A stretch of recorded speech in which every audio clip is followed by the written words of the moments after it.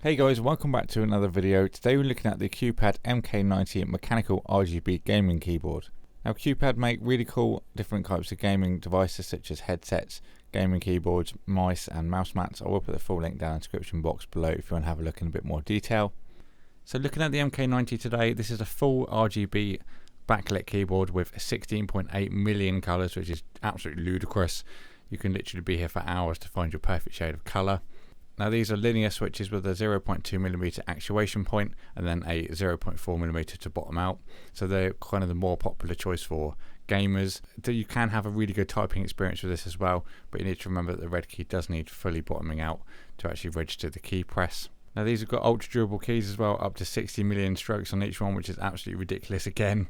And it does have a full N key rollover over USB as well. So if you maybe rage quit and you did smash your head into this keyboard, it will register all of those presses. You have got media keys as well, which is really cool. I do love having those when I work during the day.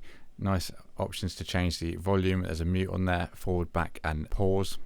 It's got a great media hub built in as well, which allows you to use two USB 2.0 ports, as well as a microphone and a headphone jack as a pass-through. Now this actually does use two USB connections, but the cool thing is you can use one to actually just use the keyboard and the backlight, and then the other one acts as just a hub. So if you didn't actually want to use that functionality, it will only take up one USB on your PC, which is quite handy.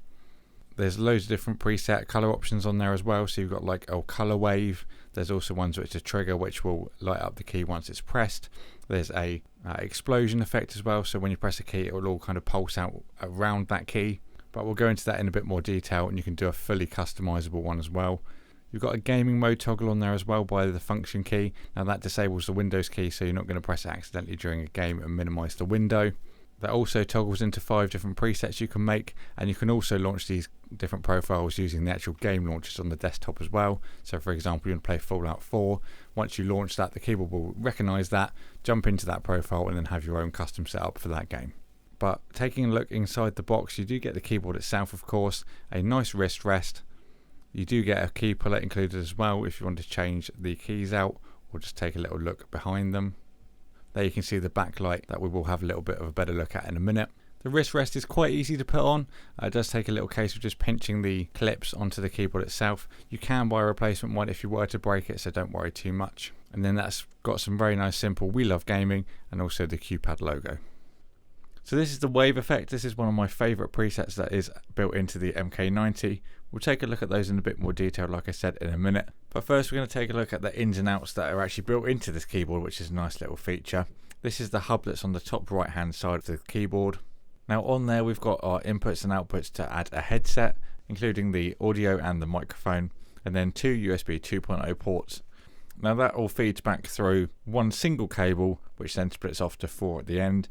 You've got obviously the microphone and headphone jack that will go into your PC, and then there's 2 USB 2.0 ports. One will provide the actual main power for the keyboard and the lighting, then the second will act as a hub for the actual devices that you plug into it. Then here's a shot showing you can use that keyboard without the hub, so if you do want to save those USB ports on your PC and you don't want to use ones that are built in on the keyboard, you can just leave that unplugged, which is what I did. Also to note, this cable isn't removable, but that kind of makes sense considering there's a lot of cables that do break off of this at the end, so you don't really expect to have a removable one in this case. Now on the back we've got the standard features such as the adjustable keyboard height. Then further down there's some rubber pads which add some grip to whatever surface the keyboard is on. Here's a bit of the backlight while we go through the macro. This is the speed that the key registers at. You've got 4 different settings on there to do it on the fly nice and easily. And then looking further down we've got our function key. This is where you're going to access all of your profile controls and your functionality for your media. And then you've also got your macro button as well, which will do all the quick on the fly macros. Now you may notice the backlight effect is slightly pulsing, but that's not the case in real life. It's just where the camera's running at a certain frame rate, it can't quite pick it up in smooth motion. So don't worry and think that's going to be the effect you get when you buy the keyboard. It's actually so smooth you can't notice any changes in it. Now this is one of the custom profiles I made really quickly, simply just the blue and the yellow switches just kind of like alternated as you go along. We'll take a look at the customization in a moment. Now these are the different settings that are preset built into the actual keyboard. You can also change these in the software if you wish, or you can do it literally on the fly with the function key and the arrows.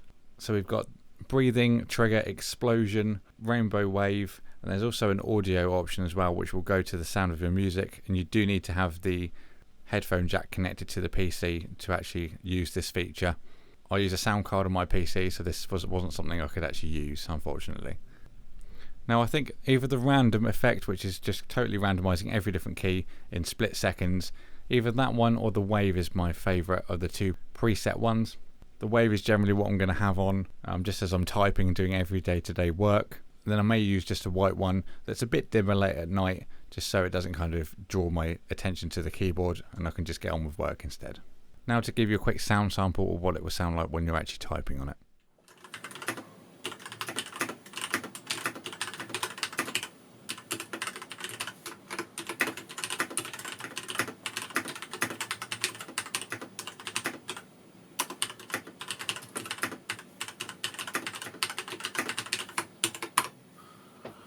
Here's a look at the software. Recommend downloading this from the Qpad website so you get the latest version and firmware as well. Now throughout this software we've got a mass array of different features. The first one we're going to see is where you can customize each profile to a certain game. So you're just literally going to go through your folders and find the exe file. And then once that game is launched on the desktop, it will literally switch over to it just like that. This could also be used for any kind of photo editing, video editing as well, if you wanted to have a different light setup for that. Maybe you wanted to go with a bit more of a neutral kind of maybe a white one if you're concentrating, or maybe with no backlight at all. Where I use the wave effect, just typing and general work, it may be a bit distracting when you're editing, so you may want to think about something like that maybe. There's so many possibilities with it, you can literally do whatever you fancy. Then we've got the options to go into the custom light profiles. Then you've got your profile, but you can literally go into any one of those and then personalize it to your own taste. It's just literally a case of selecting your color and then either adding or removing a key and then just clicking it on the screen. Once you've done all that, literally just press save and then it will flash into action and put your own custom profile on. Now my PC profile is currently just the RGB color wave, and then my gaming one is just a nice bright white, so if I wanted to concentrate I'll literally just press that button and put it into game mode. Even if I'm typing, just makes it all a little bit more easier to concentrate and get those words typed out nice and quick. But in general, this keyboard is built really well. The MK-90 is just 2.8 pounds in weight, so it's not excessively heavy. There are heavier keyboards out there, but it doesn't make too much of a difference. It's still built very well. And I've been using this with the wrist rest, and it's very comfortable to type on. I've definitely improved my typing speed since I've been using this, and this one's definitely going to be sat on my desk for a very long time. Just overall, a really great performer. Gaming's great fun with it. Obviously you've got the red keys, and then typing as well is also good. And I've started to learn to touch type on this, which has been quicker than kind of any other keyboard I've used. So I've managed to pick that up a little bit quicker with this one, so that obviously shows that I'm comfortable with using it. But I will put the link for this down in the description box below if you want to check it out in a bit more detail. Big thank you for Qpad for sending this out for me to review. If you enjoyed this video and you haven't already, please consider subscribing. Thank you again, and I'll catch you all in the next video.